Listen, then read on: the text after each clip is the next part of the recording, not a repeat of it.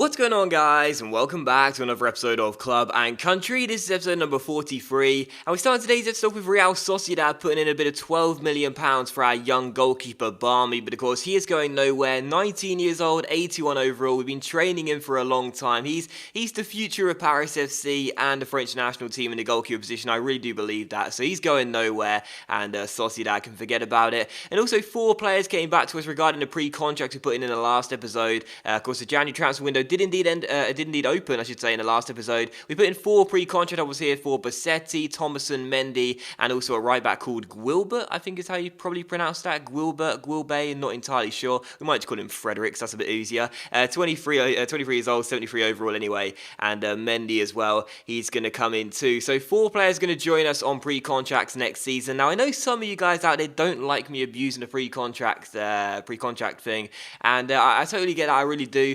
But with Paris FC, not having too much money, pre-contracts is just the easiest way of progressing. And I've said this quite a few times now, because I know a lot of you guys do your own Road to Glory career modes as well. Pre-contracts are just the easiest way of progressing up as a team in terms of club stature as quickly as possible, because you sign these players and they're so low risk, because even if they don't work out for you, you can sell them on for a guaranteed profit because you're not paying a transfer fee to the club you signed them from when the window comes around in the summer. So it's just the easiest way of progressing your club as quickly as possible, and everyone likes quick progression. So because of that, we signed those 4 players on pre-contracts, and I get for a big club it's probably not the best thing to do, I suppose, because it's way too easy, I suppose. But for a smaller club, I don't think it's too big of a deal. But still, for the first game of today's episode, on the back of signing those 4 new players on pre-contracts, take on Bordeaux here in the league, coming on the back of that draw against, again, is it SMK? Not entirely sure. 1 goal each in the last game in the last episode. Now taking on Bordeaux here away from home.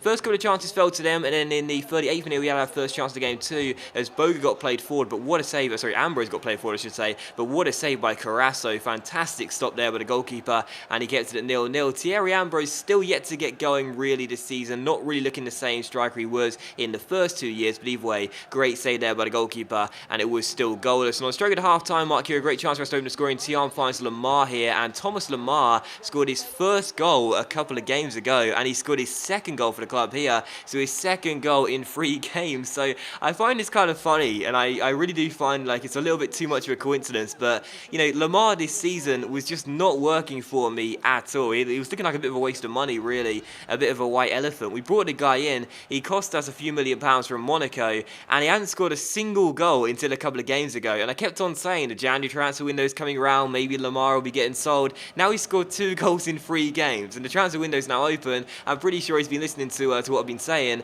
and he knows he's got to start performing, otherwise he's getting sold. So Lamar's starting to come into good form now the transfer window's open. What a surprise. But still, the game was settled by Lamar's only goal of the game. We won it by a 1-0. So good to get another win, good to return to winning ways. Not the best of games, in all honesty. Sadly, a bit of a FIFA 16 game, really. It was very slow pace, only a couple of chances outside of the goal as well. We did get the win, though. That is, of course, the most important thing. And as we try and stay top of the table, the more wins, the better, of course. But still, there were 10 shots in the game, but only 6 of which are on target. And you would have seen with the stats as well, the majority of the shots did fall from outside the area. I felt the game was controlled by the midfield, really, hence why Tiam won man of the match. But again, it's one of those games where the midfield battle was the most important component when deciding who won the game, and I felt we controlled the game a little bit better than Bordeaux did. But this year, I said so many times before, and I'll say it once again, there are so many games like that one which are only settled by a goal. And I have been thinking as well, possibly changing up the episode style in this series, where if there's a game which is settled by just a 1-0, I might just show the goal and no other chances, because you saw there were a couple of other chances in the game other than the goal. But I'm thinking just to speed through this season and the series, I suppose, as well, maybe just show the games which do only feature 1 goal, only show the goal, and not worry about the other chances. I'm not entirely sure, to be honest, but it's just because I'd imagine a lot of you guys watch these games, I think they're so samey because they're settled by a goal. There are a few chances either side of the goal as well, but there's not much else other things happening. But we'll have to wait and see. But still, for the second game of today's episode here, we take on Toulouse in the Coupe de Ligue. Now, this was a game where I was searching for revenge, because last season we were in the Coupe Nationale semi-finals and Toulouse knocked us out. So here in the Coupe de Ligue, we were looking for revenge, really, and to progress to the Coupe de Ligue semi-finals by beating the side that did beat us in the Coupe Nationale semi-final last year. We took the lead in this game through Moussa Dembele. Good to see.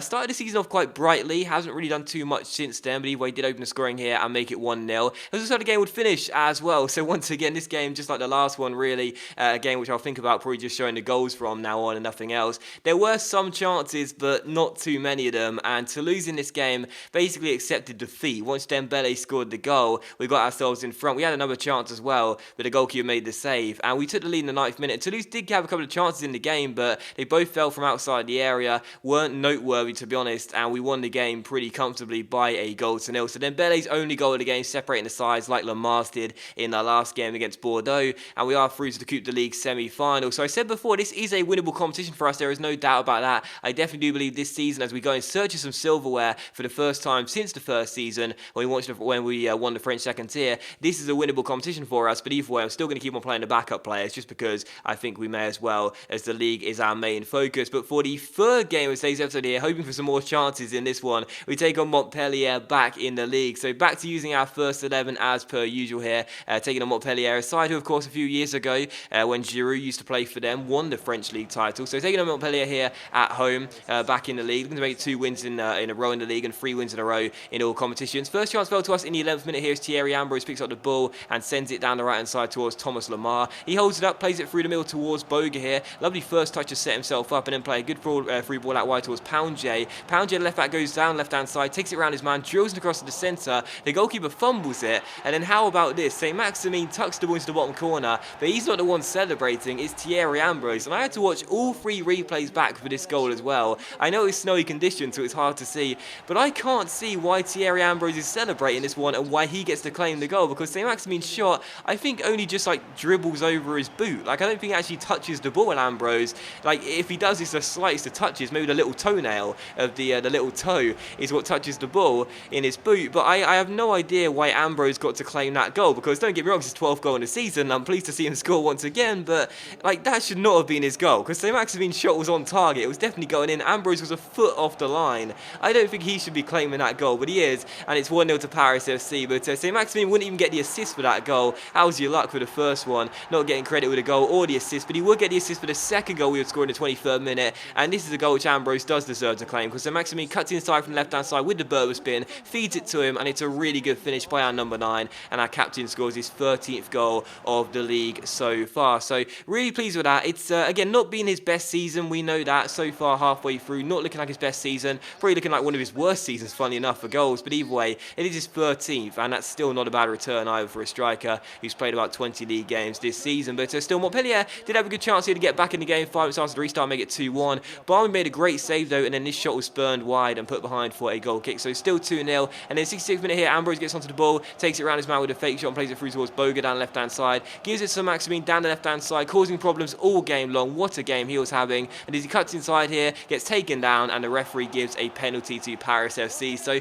poor St. Maximin, man, seriously, not getting to claim the first goal, not even getting an assist for it, setting up his teammate for the second goal, and then for the third goal as well, does all the hard work, cuts inside on the left hand side, takes around one defender, then the Berber spin, then the body feint, gets taken down, but he's not going to take the penalty. It's going to be Thierry Ambrose. So Ambrose has 2 goals, he's got a chance for his third, and I think his first hat-trick of the season as well. And of course Thierry Ambrose rarely fluffs his lines, puts it into the top corner, and the skipper makes it Paris FC 3, Montpellier 0, as he'll be claiming the match ball come the end of the game. So really pleased with that, and for all 3 goals really, St. Maximin was the one that deserved all the credit, but Ambrose is the one that gets all the goals on the score sheet. So 3-0 to Paris FC, Ambrose's 14th goal of the league. So again, it's really funny to say this, it's not his best season, and it's going to look like his worst season in terms of goals scored, but he's still having a remarkable season. That's just a Thierry Ambrose effect really. Despite playing superbly well, he's still not having his best year. But regardless, 3-0 did become 4-0 in stoppage time as well. This was such a fun game to play, and I really did play well in this one. Created so many opportunities, and Thiam got his 2nd goal of the season here. What a season he's having as well, playing very well in the central midfield position this year.